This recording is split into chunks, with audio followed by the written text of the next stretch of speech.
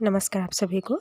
आज हम पढ़ने जा रहे हैं जयशंकर प्रसाद की कविता बीटी बिभावरी जागरी। तो ये कविता जो है बहुत ही छोटा है और बहुत ही सुंदर कविता है।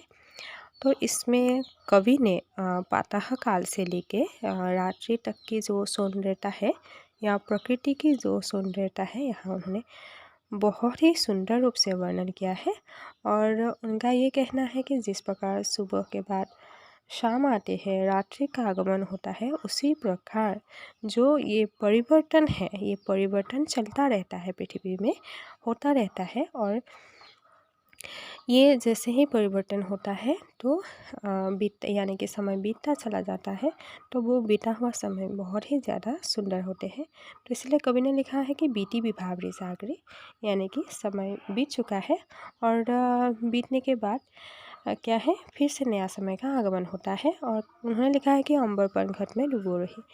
ऐसा लगता है कि जो दिन के बाद यानी कि सुबह के बाद अभी रात्रि का आगमन हो चुका है, यानी कि आसमान जो है वो साफ़ हो गया है।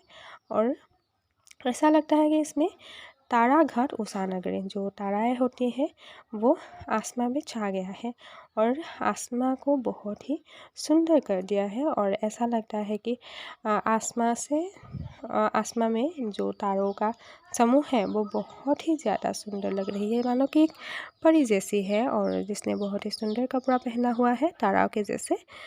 और वो तारा भी छिप जाते हैं क्योंकि उषा का समय होता है, यानी कि प्रातः काल का, यानी कि रात्रि के बाद फिर सुबह होता है। और जैसे ही सुबह होने को होता है तो वो तारे जो है वो विलुप्त हो जाते हैं, यानी कि दिन के बाद रात्रि का प्रारंभ होता है और रात्रि के बाद फिर से दिन का प्रारंभ होता है।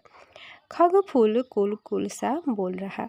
और जैसे ही सुबह का आगमन हो जाता है या सुबह हो जाते हैं, खग यानी कि जो चिड़िया होती है वो अपनी मधुर स्वर में गाने लगती है। और जो फूल होते हैं या अन्य जो भी चीज़ें हैं वो सुबह होते ही खिलने लगते हैं और अपने मन को भुला लेते हैं। किसलय का आंसर डोल रहा, यानी कि किसलय जो छोटा छोटा पौधा होता है, यानी कि पेड़ का जो एकदम कोमल कोमल पत्ता है वो भी खिलने लगते हैं सुबह के समय में।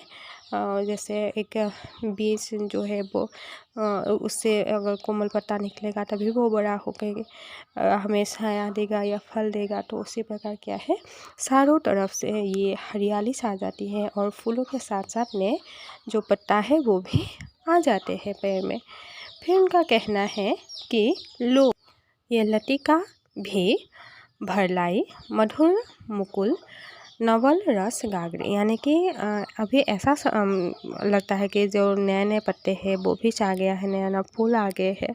तो मान लो जो प्रकृति है वो अपना सब कुछ सभी प्राणी को देना चाहते हैं, चाहे फूल हो, फल हो, छाया हो, हर एक जो चीज़ें है वो गागरी भर भर के सभी को देना चाहते हैं, मतलब अपना सर्वस्व सभी को न्यौछावर करना चाहते हैं। मधु मुकुल नवल रस गागरी, और फूल से जो रस निकलते हैं वो बहुत ही मधुर होते हैं, या फलों का रस जो होते हैं वो मधु जैसा लगता है, जिसको पाने की लालसा हर किसी को होते हैं और सभी उस रस को पान करना चाहते हैं, उस सौंदर्यता को देखना चाहते हैं, महसूस करना चाहते हैं।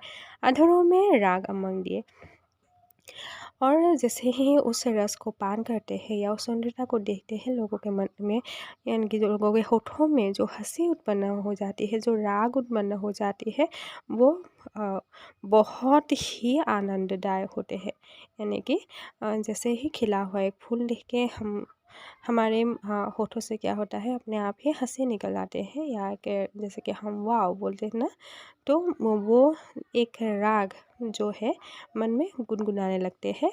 और अलकों में मलया सब बंद किए, और फिर कहते हैं कि जो फूल होते हैं वो रानी होती है और मलय जो होते हैं वो फूलों के हम कहेंगे कि प्रियतम है।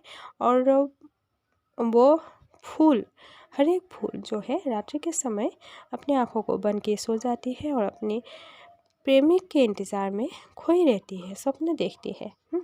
अलकों में मलय बन के, यानी कि अलग में आँखों में अपने प्रियतम के सपने सजाए हुए वो सो जाती है। तो अब तक सोए हैं अली, और उसी समय पवन जो होते हैं वो अपनी प्रेमिका से मिलने के लिए आ जाती है, यानी कि फूल से मिलने के लिए आती है और देखती है कि वो सो रही है और उसे प्यार से जगा देती है।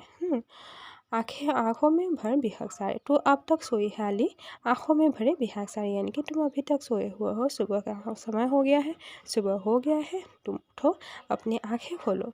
यानी कि यहीं पे इस कविता में कवि ने यही कहा है कि जो समय है वो परिवर्तन होते हैं, बीतता चला जाता है और प्राकृतिक जो सौंदर्य होते हैं वो बहुत ही सुंदर होते हैं, जैसे कि फूल हो, पेड़ हो, पौधा हो, वो बहुत ही सुंदर होते हैं और प्रकृति हमें सब कुछ देना चाहती है और दे देते हैं। और जो फूल होते हैं वो अपनी प्यारी सी सूरत लेके या अपने सपनों में खोई रहती है, ताकि उनके प्रियतम आएंगे और प्रियतम आ भी जाते हैं उनसे मिलने के लिए और प्यार से उसको उस सपनों से जगा देते हैं।